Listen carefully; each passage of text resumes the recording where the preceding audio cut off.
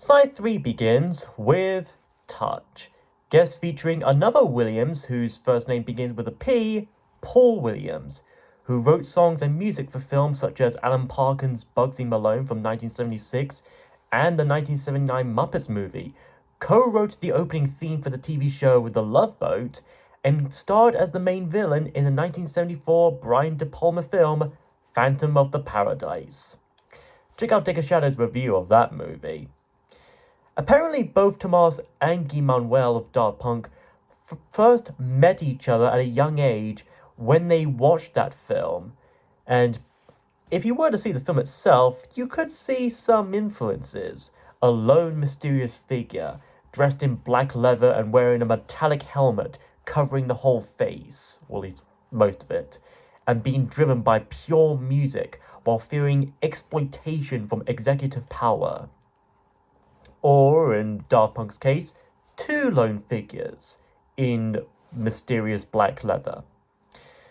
But back to this track, much like Jojo by Moroder, this too is a lengthy piece of about 8 to 9 minutes with various mini sections and instrumental styles, while still maintaining a generally consistent mood and tone.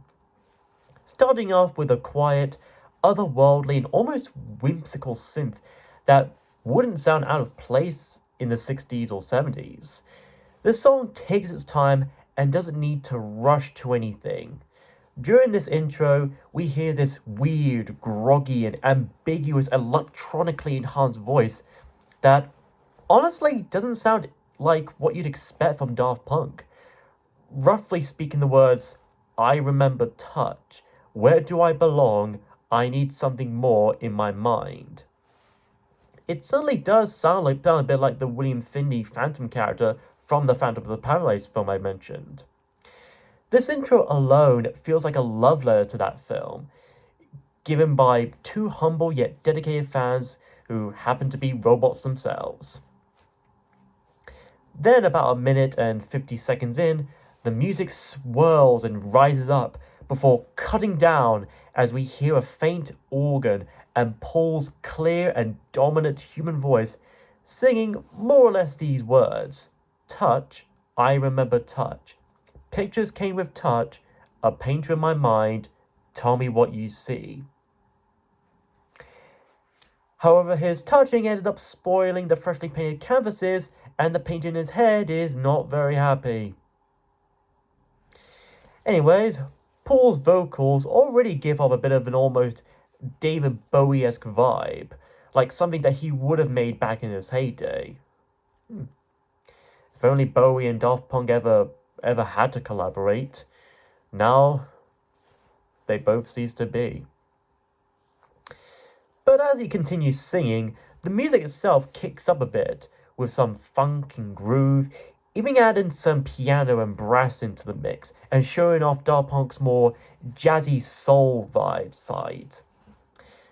But certainly, halfway through, the music delves down into a slow, spacey melodic march, a bit like the ending part of Pink Floyd's Shine On You Crazy Diamond, as we hear the repeated line of, "Hold on, if love is the answer, you are home," sung presumably by Daft Punk, and eventually what sounds like a heavenly choir as well.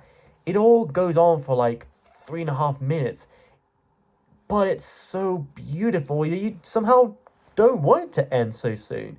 It's like a long trek through a sunset desert into the afterlife. It's an epitome of tearjerker. And just as it builds up again, it abruptly cuts into silence, leaving us alone in stunned shock and curiosity.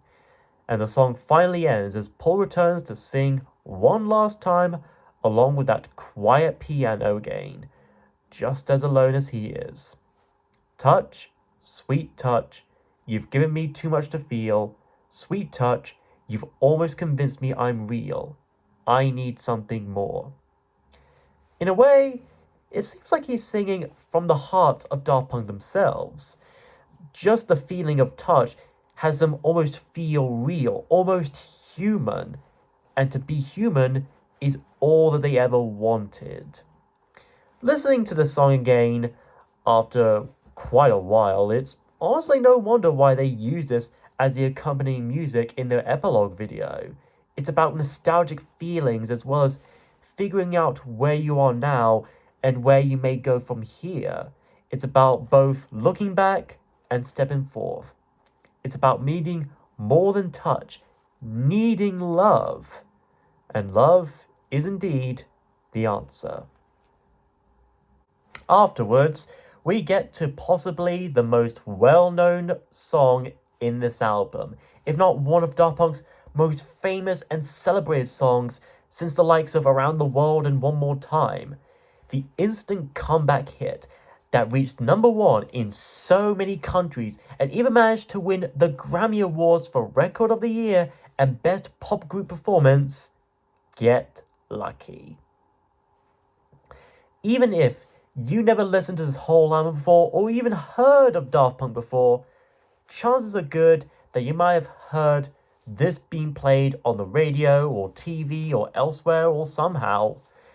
This is a tremendous collaborative effort between Daft Punk, Pharrell Williams, and Nile Rodgers, and it's an all-around labor of love.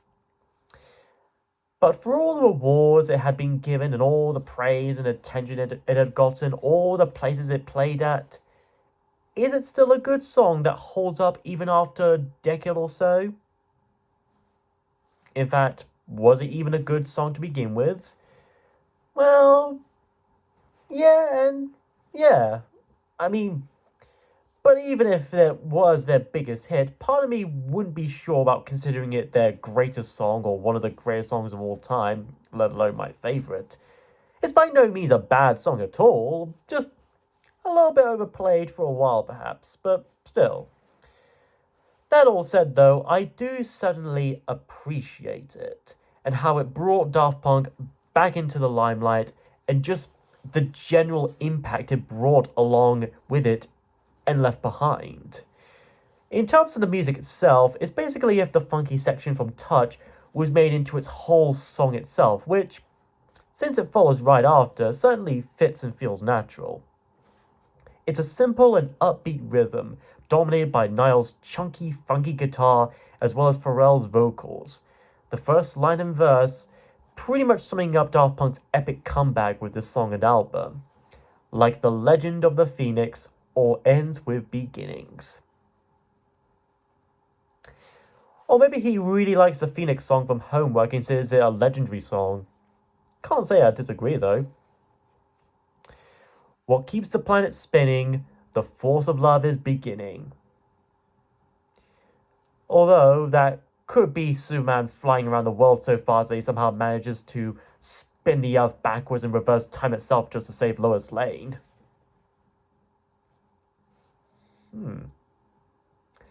I wonder if that would ever happen in that new My Adventures in Superman animated series that's been airing lately this past few weeks. Then in the pre-chorus, his voice raises by an octave or so as he sings how we've come so far just to give up who we are, likely hinting at how much of a journey we've been going along this album, or even Daft Punk's overall discography up to this point, at least thematically. And he suggests we raise the bar and our cups to the stars. Anyone with mugs or glasses, however, just raise the roof with them. And then that leads us right into the instantly iconic and catchy chorus, in which Pharrell sings how she's up all night till the sun for good fun, while he himself is up all night to get some and get lucky. In other words, this song is about trying to score with a chick. Yeah. That said, however, Pharrell himself had said on occasion that this song is also more about having the good fortune of connecting and socializing with a particular person. It could just be him being all naive and innocent, especially soon after something like Robin Thicke's Blurred Lines. But I can also see where he may be coming from. Keeping in the theme of wanting to be human and the previous song's lines of remembering touch and love being the answer, perhaps these two robots want to connect with humans in a similar way to how we humans would often connect to technology. Something to hold so precious and dear. Mind you, we sometimes still use it to spam and spell nonsense, but still. Get Lucky also seems to follow the same general structure as Lose Yourself to Dance. Nile Rodgers' guitar riffs leading the overall instrumentation, Pharrell Williams singing some rather simple verses and an equally simple chorus that often repeats them for a while. Then at some point after the halfway point, Daft Punk step into the limelight with some delicious bagging vocals, and it all finally comes back round before eventually fading up to a nifty note. An interestingly fun fact though, this song, along with a good chunk of the overall album, was recorded at the Electric Lady Studios, which was partially founded and commissioned by Jimi Hendrix himself, and would be used by many artists and bands to record albums of their own, such as AC/DC, Blondie, David Bowie, The Clash, Billy Idol, Kiss, Led Zeppelin, Lou Reed, The Rolling Stones, Taylor Swift, U2, Weezer, Stevie Wonder, etc. It's like America's own alternative answer to Abbey Road Studios. I'll say though that, much like what Nathaniel Silvera said in his Ranking Daft Punk video, which is pretty good, I recommend checking that out as well, this is certainly one of the more safe songs, as in the most mainstream of their work. Like, if you're in a nice little party at your house or someone else's house, and you were in charge of the music selection, but may not exactly know everyone's tastes, chances are good that at least most of those people would get up and dance along to this and enjoy it.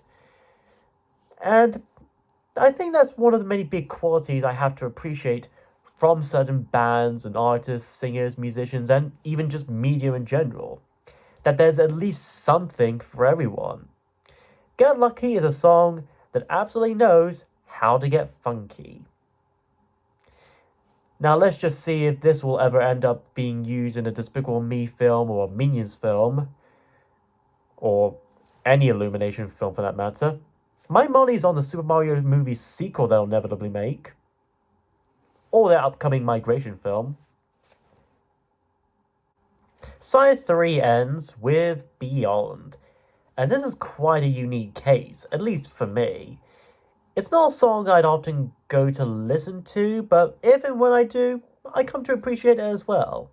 Like Within, it has a very interesting intro that wouldn't sound like what you'd think from Daft Punk. This case being a purely full-blown orchestra complete with timpani drums and everything. When my mum and I first listened to this track on CD when we first bought it, she initially thought that this was just sampled from some old film score or soundtrack.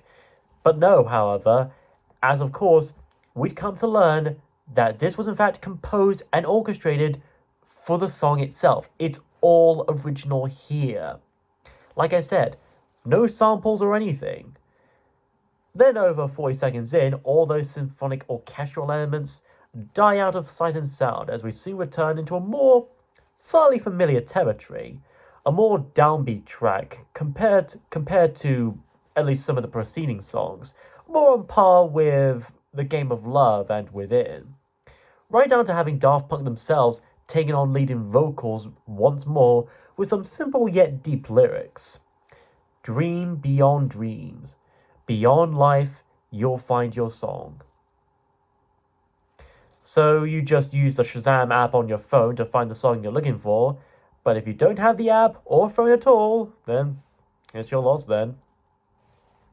You are the night, you are the ocean, you are the light behind the cloud.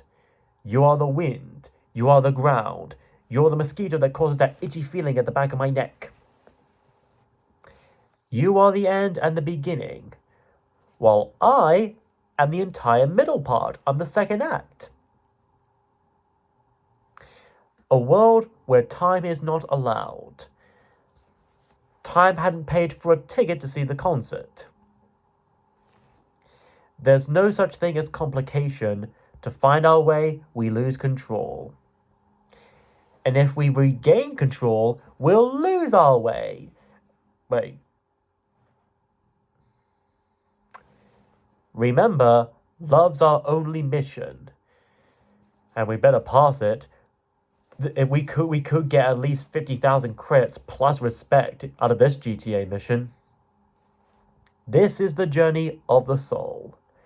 So the soul better take a packed lunch, because this isn't exactly going to be like that Pixar film. The perfect song is framed with silence. Oh yes, 4 minutes and 33 seconds. Now that's the perfect song. Seriously, look it up, it's quite interesting.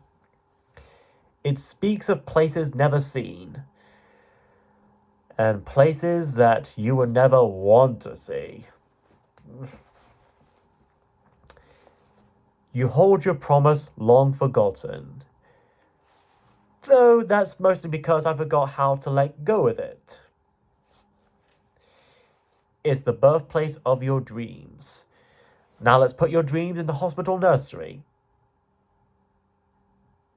Okay, with all those jokes out the way aside, I think there might be a bit of a spiritual meaning to the lyrical content on top of all of a romantic one as well. While something like Instant Crush and Get Lucky were about these two robots trying to find love in terms of a physical and social aspect, this one may be a meditation on trying to find such love in terms of a more spiritual aspect as well as enlightenment. Not just the personal romantic love, of course, but also the general love and peace within mankind that we're all capable of. And after the lyrics had finished, the last remaining 2 minutes managed to maintain that laid back yet emotional vibe with its chill synthesizers, spunky guitar and bass, and some sharp drum beats. It may even have a bit of a nostalgic feel as well, like we're listening to some old music from a Sega 32X game or an Atari Jaguar game.